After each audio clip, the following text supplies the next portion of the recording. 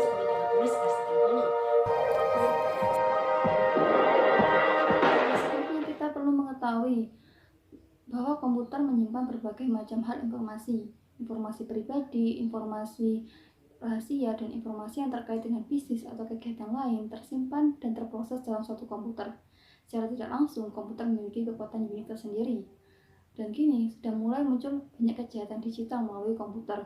Dan banyak penjahat pun mengetahui dan mengakui bahwa komputer memiliki kekuatan unik tersendiri yang menyimpan berbagai informasi rahasia mereka, sehingga mereka berupaya untuk menyembunyikan agar tidak dapat diakses oleh orang lain, sehingga kejahatan mereka tidak dapat diketahui. Dari hal ini kita dapat ketahui bahwa informasi kini banyak terdapat pada media elektronik daripada media cetak. Hukum kini bergantung pada informasi elektronik pada perangkat komputer, di mana informasi elektronik tersebut dapat dijadikan bukti untuk menghukum atau membebaskan penjahat. Nah, permasalahannya yaitu di sini terdapat cukup kesulitan dalam mengakses informasi elektronik atau bahkan tidak dapat mengaksesnya.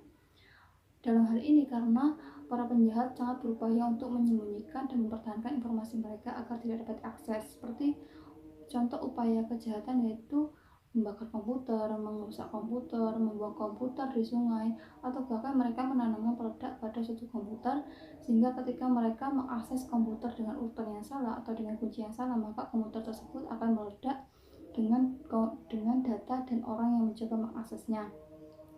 Nah, dari hal tersebut para ahli forensik terlibat dalam bagian pertempuran hukum yang membantu penggugat dan terdakwa dan pengadilan untuk mengasimilasi fakta-fakta yang tersembunyi dalam perangkat komputer. Komputer forensik adalah ilmu yang berkaitan tentang fakta komputer dan bukti untuk masalah hukum. NTI adalah salah satu perusahaan forensik komputer yang paling canggih di dunia yang berkantor pusat di Gresham, Oregon. Organisasi ini didirikan pada tahun 1996 oleh beberapa pakar teknologi yang diakui secara internasional, termasuk Michael R. Anderson. Michael R. Anderson adalah seorang pakar kecerdasan buatan dan forensik komputer yang menghabiskan 25 tahun melakukan investigasi kriminal berteknologi tinggi dan pelatihan untuk lembaga penegak hukum federal AS. Para ahli forensik juga dapat memberikan berbagai pelayanan kepada penegak hukum dan perusahaan. Para ahli forensik dapat memberikan pelayanan kepada penegak hukum dalam pengadaan, penanganan, dan penyimpanan bukti komputer. Dan para ahli forensik juga dapat memberikan pelayanan kepada perusahaan dalam bentuk pelatihan dan konsultasi ilmu komputer forensik, penilaian keamanan komputer, dan kesaksian ahli dalam masalah. Jadi, para pakar forensik tidak seperti membagi kertas. Artinya di sini file yang dihapus belum sepenuhnya atau belum benar-benar sepenuhnya terhapus. Artinya di sini masih terdapat upaya untuk pemulihan data. Nah, dalam upaya pemulihan data ini dapat dibantu dengan dua program atau dua aplikasi, yaitu aplikasi Norton Utilities dari Symantec Corporation dan BSettle dari Central Point Software. Namun, kadang terdapat kasus yang lebih sulit, di mana hanya meninggalkan jejak fragmen data atau sidik jari data elektronik. Nah, di sini seperti file yang terhapus sebenarnya masih bisa dilacak atau ditemukan pada slide file. Nah, di sini Anderson dari NTI mendefinisikan slide file sebagai ruang penyimpanan antara akhir file dan akhir file terakhir yang ditugaskan untuk ruang tertentu. Dalam mengakses informasi ini dibutuhkan perangkat lunak, yaitu perangkat lunak SafePack yang dikembangkan oleh Cydex Corporation. Para pakar forensik juga dapat mencocokkan disket individual dengan PC yang digunakan dalam menyimpan data.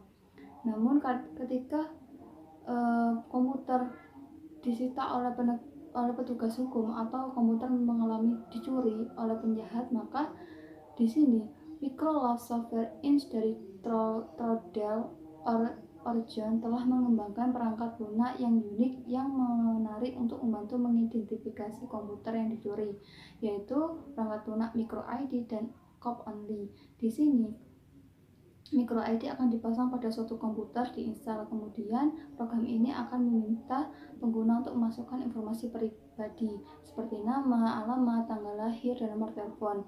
Nah, di sini juga program ini akan mengidentifikasi tanggal pemasangan micro ID dan memindai perangkat periferal. Nah, ketika suatu komputer memang benar-benar dicuri, maka cop only dapat menginformasikannya. Micro ID akan merespon cop only untuk memberikan informasi mengenai pemilik komputer ini dan mengenai tanggal pemasangan micro ID dan perangkat periferal. Namun, hard drive seringkali dapat diganti atau dipasang kembali. Kadangkala pencuri dapat mengganti hard drive dengan mesin lain, sehingga dalam hal ini akan mengurangi keakuratan informasi. Namun, jika banyak hard drive yang teridentifikasi, maka kita dapat menggunakan aplikasi ChopSwap yang dapat menemukan bukti tanpa adanya keraguan atau ketidakakuratan bahwa komputer itu dicuri. Nah, dari hal ini kita juga perlu menilai, mengevaluasi seiring waktu kasus per kasus apakah micro ID ini memang benar-benar dapat diandalkan atau tidak.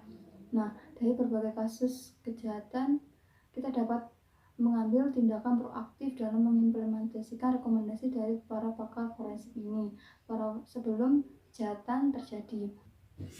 Para pakar forensik juga dapat memberikan rekomendasi untuk meningkatkan sistem keamanan pada lingkungan informasi. Dan pakar-pakar forensik juga dapat memberikan penilaian dan evaluasi mengenai keamanan pada lingkungan informasi tersebut. Dan pakar forensik juga dapat memberikan evaluasi atau penilaian untuk memastikan bahwa data pada suatu sistem informasi tersebut memang benar-benar dilindungi dan aman dari penjahat lain. Kemudian saya akan membahas komputer forensik. Komputer forensik adalah pengimplementasian teknik-teknik dalam analisis dan menginvestigatif untuk mengidentifikasi, mengumpulkan, memeriksa, dan melindungi bukti digital. Para pakar forensik berhati-hati dalam melindungi bukti digital. Di sini terdapat 3 teknik dalam komputer forensik. Yang pertama, imaging, yang kedua, processing, yang ketiga, analyzing. Untuk yang pertama, imaging di sini merupakan proses mengkloningan atau menduplikasi data yang identik dengan data aslinya. Di sini dilakukan untuk menjaga keautentifikasi data tanpa mengurangi, menambah, atau memodifikasi data. Nah, data duplikat identik ini akan dilanjutkan ke proses selanjutnya. Kemudian yang kedua adalah processing. Di processing ini menggunakan data duplikat identik ini untuk dilakukan upaya pemulihan. Di sini file yang dihapus belum benar-benar terhapus. Di sini file yang dihapus terdapat pada indeks yang dihapus sehingga komputer tidak dapat mengaksesnya kembali. Kemudian yang ketiga ada analyzing. Analyzing ini merupakan proses pemeriksaan file atau folder dari upaya pemulihan. Di sini saya akan menjelaskan mengenai investigasi dalam komputer forensik. Di sini dicontohkan terdapat seorang administrator sistem atau SA yang sedang melakukan pemindaian rutin terhadap perangkat jaringan pada suatu perusahaan. Dan di sana ia menemukan ada seorang pengguna atau hacker yang telah menginstal program perangkat lunak yang tidak sah, di mana perangkat lunak ini mampu untuk mengekstraksi user ID dan kata sandi pada jaringan serta menggunakan brute force secara sistematis terhadap sebagian besar kata sandi pada perangkat jaringan perusahaan. Di sini pengguna atau hacker tadi masuk ke dalam jaringan menggunakan user ID dan password milik administrator sistem ini, yang kemudian dikompromikan untuk mengekstraksi semua jenis informasi rahasia dari perangkat jaringan organisasi. Brute force ini merupakan suatu crime pembobolan kata sandi secara ilegal. Kemudian, apakah SA tahu apa yang harus dilakukan selanjutnya?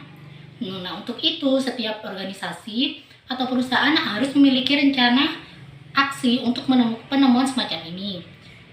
Rencana tindakan harus secara memadai membahas bagaimana menangani bukti komputer sedemikian rupa sehingga tidak ternodai dan mencakup prosedur khusus tentang cara membuat rantai bukti yang akurat dan lengkap.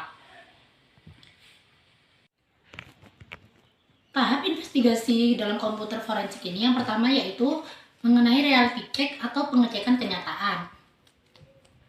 Apa yang telah dijelaskan tadi itu merupakan benar-benar terjadi dan bukanlah suatu fiksi belaka. Terdapat program freeware bernama Lovecrack yang dapat mengekstrak file yang berisi user ID dan password server file Windows NT dengan menggunakan cara brute force tadi, terutama untuk sandi-sandi yang lemah. File target pada sistem operasi NT ini dikenal sebagai file SAM. Kemudian terdapat contoh kasus dua mantan karyawan yang telah menggunakan Lovecrack untuk menyalin file SAM secara ilegal dari Epicor Software Corp tempat mereka bekerja. Kemudian mereka menyalin daftar pelanggan internasional perusahaan secara ilegal untuk kepentingan mereka sendiri. Kedua karyawan tersebut kemudian menyalin file SAM dengan VP Project, program yang mirip dengan Lovecrack, dengan pendekatan yang sama untuk menentukan kata sandi dalam sistem operasi jaringan umum lain seperti Unix. Nah, dengan penerapan berbagai jenis kontrol keamanan logis dan fisik terhadap database perusahaan, sebenarnya e-crime ini tidak menjadi masalah bagi perusahaan. Untuk itu, organisasi harus siap untuk memulai penyelidikan yang akan mengarah pada hukuman atau penyelesaian yang menguntungkan jika kerusakannya signifikan di pengadilan nanti. Meskipun sistem hukum ini secara ilegal menjatuhkan hukuman untuk e-crime, namun kenyataannya hukuman yang diberikan itu relatif ringan dan bukan merupakan suatu pencegahan yang berarti, sehingga muncul masalah rumit, yaitu sulitnya mendapatkan keyakinan suatu bukti. Jika bukti salah ditangani atau dinodai dengan cara sekecil apapun, resiko terdakwa ditemukan tidak bersalah, hacker tadi meningkat secara substansial. Jadi apa yang harus dilakukan setelah potensi kejahatan elektronik ini teridentifikasi? Nah, disinilah forensik komputer ini menjadi yang terdepan dalam pemecahan masalahnya, yaitu yang pertama dengan penanganan bukti atau evidence handling. Untungnya bagi mereka yang mencari bukti hukum untuk kasus-kasus yang mereka dapatkan, informasi tentang komputer ini merupakan informasi yang sangat sulit untuk dihapus atau diberantas. John Feldman yang membantu menyelidiki kasus Norton menganalogikan komputer sebagai perekam yang terus berjalan, yang maksudnya yaitu sistem komputer itu akan terus merekam data-data secara otomatis. Kemudian David Julian, seorang manajer pemulihan data dari perusahaan Northwest Computer Support, mengatakan bahwa ia telah memulihkan data dari sebuah komputer yang sudah ditembak oleh pistol yang sudah jatuh ke air. Bahkan melempar komputer ke laut pun tidak akan berhasil untuk menghilangkan data pada suatu komputer.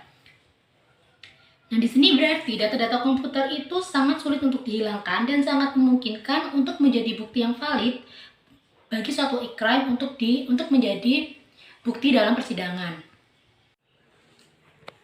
Sebelum memulai analisis teknis data komputer, banyak langkah yang harus diambil untuk membantu memastikan bahwa investigasi dan penuntutan agar berhasil. Konsep utama yang perlu diingat di sini yaitu selama investigasi bahwa rantai bukti itu harus dilestarikan. Jika tidak, keberhasilan penuntutan ini akan terancam.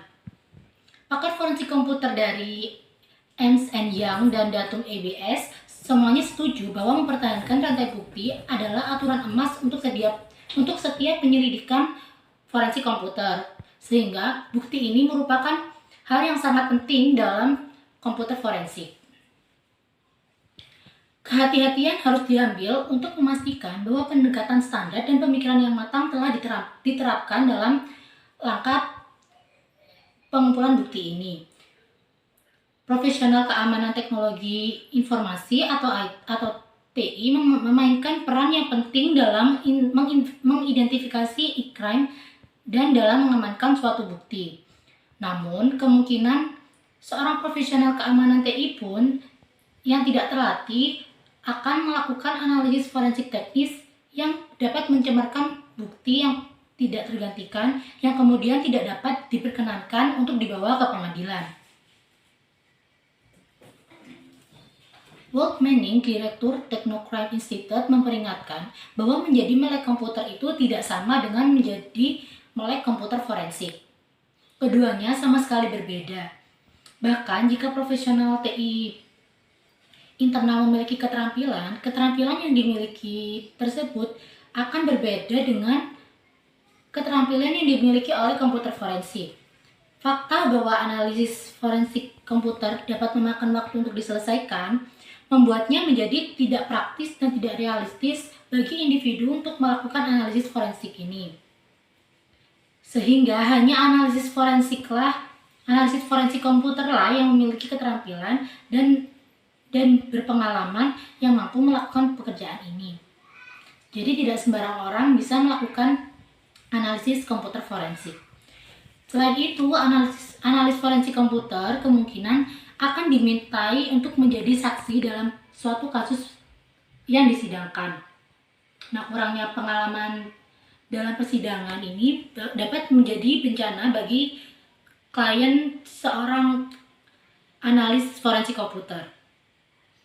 Kemudian timbul masalah independensi, di mana seorang penyelidik internal atau analisis forensik internal yang bersaksi di pengadilan atas nama organisasi secara otomatis akan dianggap bias mendukung organisasi tersebut, sehingga membuat bukti yang ada menjadi kurang kredibel untuk dibawa ke pengadilan. Untuk alasan ini, organisasi harus secara serius mempertimbangkan untuk menggunakan ahli forensik independen dalam kasus yang memungkinkan akan diadili dalam suatu pengadilan. Selanjutnya, yaitu di sini terdapat langkah-langkah investigasi yang direkomendasikan oleh para ahli. Forensik komputer tidak boleh dilakukan secara sembarangan dan harus menjadi bagian dari program respon insiden komputer bagi keseluruhan organisasi. Bahkan, peretasan yang biasa saja mungkin akan memerlukan setidaknya beberapa analis komputer forensik untuk menemukan suatu fakta. Berikut ini contoh langkah pertama yang diberikan oleh seorang manajer sistem yang menggambarkan kesalahan yang pernah dia buat dalam suatu insiden di organisasinya. Nah, berdasarkan pengalamannya ini, ia menyusun 10 langkah yang disebut dengan resep untuk penanganan suatu insiden yang sukses. Meskipun tidak spesifik untuk forensik komputer, namun langkah ini memberikan panduan yang sangat bermanfaat bagi mereka yang ingin mengembangkan atau menilai program respon insiden komputer secara keseluruhan. Nah, 10 langkah-langkah ini meliputi yang pertama, tulis pernyataan ruang lingkup, maksud, dan batasan yang jelas dan ringkas dari insiden yang dimaksud. Yang kedua, tambahkan deskripsi sumber daya jaringan dan komputasi. Yang ketiga, lakukan penilaian dampak. Yang keempat, mendelegasikan peran dan tanggung jawab kepada mereka yang sudah ditunjuk dan kompeten. Yang kelima, sebutkan informasi kontak staf dan vendor. Yang keenam, jabarkan tindakan respon, pemberitahuan, dan prioritas insiden. Yang ketujuh, identifikasi sumber daya tanggapan yang penting. Yang kedelapan, menentukan investigasi insiden dan persyaratan dokumentasi. Yang kesembilan, tetapkan kebutuhan data-data pendukung. Yang kesepuluh, terus berolahraga untuk agar tetap sehat supaya rencana yang dibuat sebelumnya tetap berjalan. Kemudian ada daftar 6 langkah investigasi dari Mark Biggers, seorang auditor sistem informasi senior, yang meliputi pertama, mengembangkan kebijakan perlindungan informasi yang efektif dan prosedur forensik. Yang kedua, beritahu grup hukum, organisasi, dan kemungkinan penegakan hukum. Yang ketiga, pertahankan rantai tahanan untuk semua bukti. Yang keempat, menyiapkan laporan terperinci dan kertas kerja. Yang kelima, rebut atau sita komputer yang dicurigai melakukan kecurangan. Dan yang terakhir, yang keenam, buat salinan dari hard drive komputer. Yang terakhir ini ada langkah-langkah investigasi yang dari Bill Bates, seorang konsultan keamanan komputer di Pleasant, California, di mana terdapat 11 langkah yang harus dilakukan secara berurutan ketika memulai penyelidikan komputer forensik. Yang pertama, dapatkan otorisasi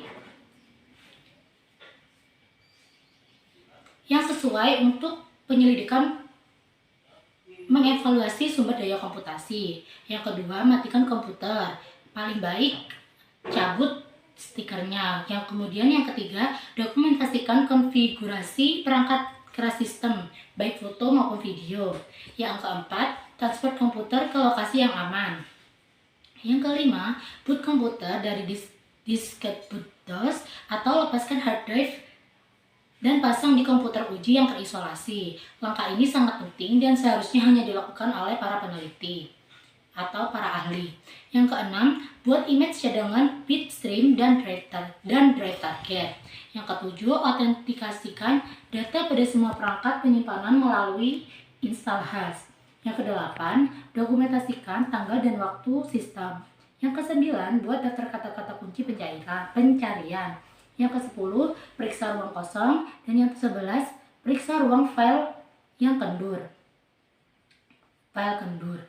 Nah, semua langkah-langkah di atas sangat bermanfaat bagi para analisis forensik komputer. Setelah sebelumnya dijelaskan, kini saatnya kita tahu langkah untuk menghadapi e-crime yang merupakan kejahatan yang dilakukan melalui komputer atau jaringan.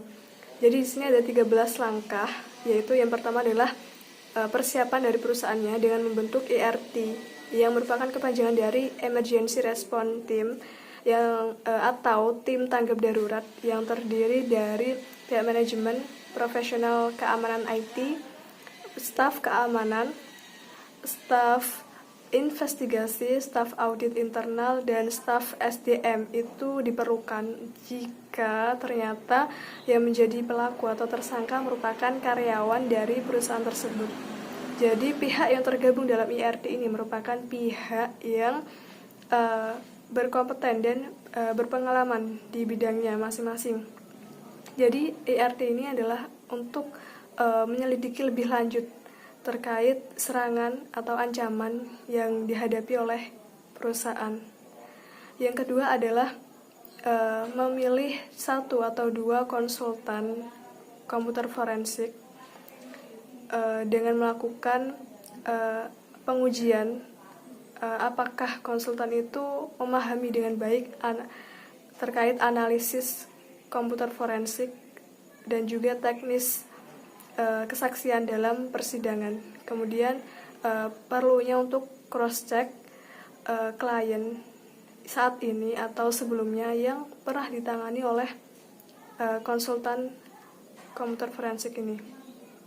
Kemudian yang ketiga adalah melindungi jaringan. Di sini ada merupakan tugas dari administrator jaringan jika menemukan potensi e-crime. Jadi contohnya ini adalah matikan seluruh jaringan jika terdeteksi suatu serangan atau mengubah kata sandi setiap pengguna jika ternyata terdeteksi bahwa kata sandi jaringan itu telah disalin secara ilegal. Yang keempat adalah setelah diidentifikasi atau diketahui adanya tanda-tanda serangan dari eksternal, maka yang perlu dilakukan perusahaan adalah mengumpulkan anggota atau tim IRT untuk menilai risiko dan menentukan potensi kerusakan yang akan dihadapi oleh perusahaan. Jadi adanya sistem penyimpanan, media penyimpanan, dan dokumen-dokumen itu bisa disimpan untuk menjadi bukti, karena bukti tersebut bisa mendukung proses penyelidikan.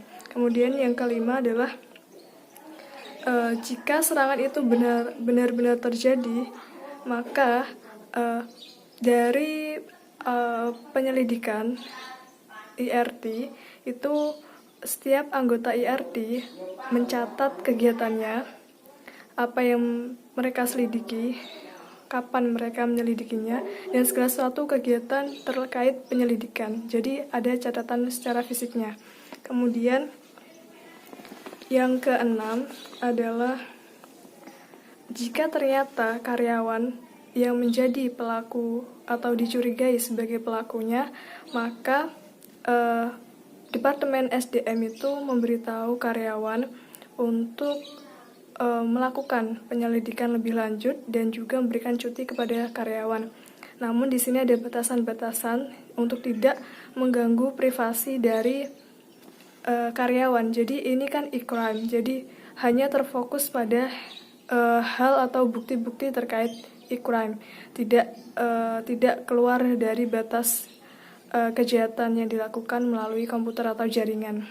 Jadi yang ketujuh adalah melepaskan koneksi komputer yang dicurigai terkena serangan. Jadi harus segera dilepaskan. Kemudian yang kedelapan adalah mengumpulkan semua media penyimpanan elektronik, baik itu disket, CD-ROM, kemudian untuk dibawa dan disimpan dalam suatu ruangan, di mana ruangan itu dikunci dan kuncinya hanya bisa diakses atau bisa dibuka oleh orang-orang yang memiliki wewenang. Kemudian ke-9 adalah menyalin media penyimpanan jarak jauh yang mungkin bisa menjadi bukti penyelidikan adanya serangan secara ilegal ini atau e-crime. Kemudian yang ke-10 adalah menggunakan software yang sesuai, kemudian melakukan cadangan bitstream dari media penyimpanan elektronik. Jadi untuk langkah yang ke-9 dan 10 ini harus dikonsultasikan kepada konsultan komputer forensik. Kemudian yang ke-11 adalah melakukan evaluasi hasil penyelidikan dengan manajemen, kemudian memutuskan untuk apakah manajemen itu menuntut pihak yang melakukan serangan tersebut atau melakukan e-crime. Jadi jika perusahaan ingin menuntut pihak tersebut, maka perusahaan harus memberitahu penasehat hukumnya atau pengacara dan pihak-pihak terkait mengenai tuntutannya. Langkah yang ke-12, setelah kasus ditangani, maka dokumen dan bukti-buktinya itu disimpan untuk jangka waktu tertentu berdasarkan saran dari penasihat hukum atau pengacaranya. Langkah yang ke-13 adalah melakukan postmortem untuk mengetahui penyebab-penyebab dari adanya e-crime dan kemudian dievaluasi untuk mengetahui apakah perlu adanya peningkatan-peningkatan yang dilakukan perusahaan seperti pengendalian keamanan sistem dan jaringan. Akan menjelaskan mengenai computer crimes. Komputer semakin banyak digunakan dalam kehidupan sehari-hari, seperti berbelanja dan berkomunikasi. Begitu juga dengan pemerintah dan sebagian besar bisnis menggunakan internet dan komputer untuk melaksanakan aktivitasnya. Namun di luar sana juga terdapat penjahat komputer yang semakin canggih dan ahli dalam bidang komputer. Nah, berikut merupakan jenis-jenis computer crime. Yang pertama, kecurangan atau fraud. Biasanya melibatkan pencurian identitas perusahaan, tagihan untuk barang dan jasa yang tidak ada, serta memanipulasi data untuk identitas palsu dari seseorang atau aset keuangan perusahaan. Yang kedua, yaitu penggelapan dana perusahaan. Yang ketiga, penyalahgunaan waktu komputer untuk keuntungan pribadi. Yang keempat, pencurian program. Yang kelima, pencurian informasi dan sabotase. Selanjutnya yaitu beberapa tanda peringatan yang dapat mengingatkan seseorang bahwa kemungkinan sistem komputernya bermasalah. Yaitu yang pertama, keadaan mencurigakan. Seperti ketika seseorang masuk ke komputernya terdapat iklan atau pop-up, padahal komputer tersebut tidak terhubung pada internet. Yang kedua, formulir kontrol bernomor yang tidak berurutan. Yang ketiga, banyak keluhan pelanggan, kesalahan penagihan. Yang keempat, keamanan yang masih sangat buruk. Berikutnya ada beberapa jenis komputer crime yang umum. Yang pertama ada salami teknik, yaitu pencurian dengan jumlah kecil dari aset perusahaan yang berjumlah besar. Yang kedua ada logic bomb, yaitu program komputer yang sengaja dirusak oleh penjahat komputer. Yang ketiga ada electronic eavesdropping, yaitu penyadapan pesan elektronik. Yang keempat, trapdoor, yaitu menyisipkan alat bantu debak untuk menghindari kontrol. Yang kelima, ada personation, yaitu orang yang tidak sah menggunakan kode akses orang yang berwenang untuk mengakses sistem perusahaan. Yang keenam, ada masquerading, yaitu pencegahan pesan dan merubahnya. Yang ketujuh, ada data deadling, yaitu perubahan data. Yang kedelapan ada scavenging, yaitu memperoleh informasi dari tempat sampah komputer perusahaan. Yang kesembilan ada wiretapping, yaitu memanfaatkan tautan komunikasi komputer untuk membaca informasi. Dan yang ke-10 ada Trojan horse, yaitu teknik penipuan dan sabotase. Yang ke-11 ada komputer virus yang dapat menghapus semua data sehingga dapat menyebabkan komputer menjadi tidak berfungsi. Yang ke-12 ada rabbit, yaitu melipat gandakan perintah kerja hingga membanjiri komputer dan dapat merusak komputer. Ke-13 ada worm yang menjadikan mesin melambat dan crash. Yang terakhir ada cyber pirate yang membuat skema untuk penipuan asuransi dan mengambil polis asuransi Saya akan tersebut. menjelaskan tentang Computer Investment Profile. Nah, ketika terdapat kejahatan pada komputer, FBI akan menemukan motivasi dan karakteristik pribadi. Nah, motivasi. Para penjahat dunia maya memiliki 3 jenis faktor motivasi. Yang pertama yaitu komitmen keuangan, yang kedua rasionalisasi, dan yang ketiga yaitu tantangan. Nah, untuk karakteristik pribadi ini antara lain yang pertama yaitu pria yang berkulit putih, sebelumnya tidak memiliki catatan kriminal, sudah menikah, gaya hidup kelas menengah, untuk bekerja sendiri, dan usia antara 30 tahunan, dan untuk pendidikan yaitu biasanya sarjana. Dalam kasus lain juga terdapat para pasca sarjana. Untuk penanggulangan ada 4 langkah dasar yang harus diambil oleh perusahaan untuk mengamankan sistem komputernya, karena saat ini semakin banyak perusahaan yang menggunakan sistem berbasis komputer. Yang pertama yaitu jejak audit, yang kedua itu tanggung jawab bersama, yang ketiga itu pengujian di luar, dan yang keempat praktik perekrutan. Nah, untuk investigasi kejahatan komputer ada 2, yaitu yang pertama persiapan dan yang kedua yaitu bukti dokumenter. Nah, investigasi komputer. Dalam banyak kasus penipuan, penjahat akan menggunakan komputer untuk merencanakan, untuk menyimpan catatan atau berkomunikasi dengan para konspirator lain. Dalam kasus lain, komputer akan menjadi pusat investigasi karena dapat digunakan sebagai alat kejahatan atau objek kejahatan. Nah, Crime Skin Toolkit. Nah, penting untuk memiliki kit alat portable saat mencari mikrokomputer yang terdiri dari perangkat lunak sistem informasi, sistem operasi, perangkat lunak aplikasi, perangkat keras, dan satu set alat pemeliharaan komputer. Nah, perangkat lunak komputer mikro saat ini yang termasuk yaitu Microsoft Windows, MS-DOS, dan yang lain sebagainya. Selanjutnya itu perilaku umum pencarian. Saat melakukan pencarian komputer, pedoman berikut disediakan. Yang pertama yaitu segera bawa orang menjauh dari komputer itu. Ini akan mencegah tersangka dari penghancuran file komputer atau komputer itu sendiri. Yang kedua, memotret dan merekam area layar depan dan belakang masing-masing sistem dan peripheral. Dan yang ketiga, jika kita memutuskan untuk mencabut sistem, lakukan di dinding atau di luar secatu daya.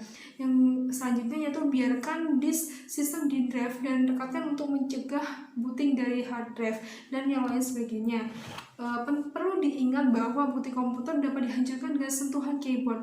Bukti komputer harus dapat diandalkan dan lengkap. Prosedur pencarian harus memungkinkan replikasi hasil oleh siapapun. Selanjutnya yaitu tindakan pencegahan. Nah, Pusat Informasi Penipuan Nasional menawarkan saran-saran berikut ini untuk mencegah penipuan di internet. Yang pertama yaitu jangan pernah mengungkapkan pemeriksaan nomor rekening, nomor kartu kredit atau pribadi lainnya. Kalau kasih layanan online apapun kecuali kita tahu di mana informasi ini akan diarahkan. Yang kedua yaitu setelah berlangganan ke penyedia layanan online, kita biasanya dimintai informasi kartu kredit atau kata sandi, jangan berikan itu. Yang ketiga itu jangan pernah memberikan nomor jaminan sosial kita. Yang keempat yaitu waspada terhadap unduhan berbahaya di internet. Nah, tindakan pencegahan yang selanjutnya yaitu pakai yang sesuatu yang berbayar. Yang keenam yaitu jangan percaya janji memperoleh uang dengan mudah. Yang ketujuh memahami penawaran, dan yang kedelapan yaitu berhati-hati dengan email yang tidak diminta.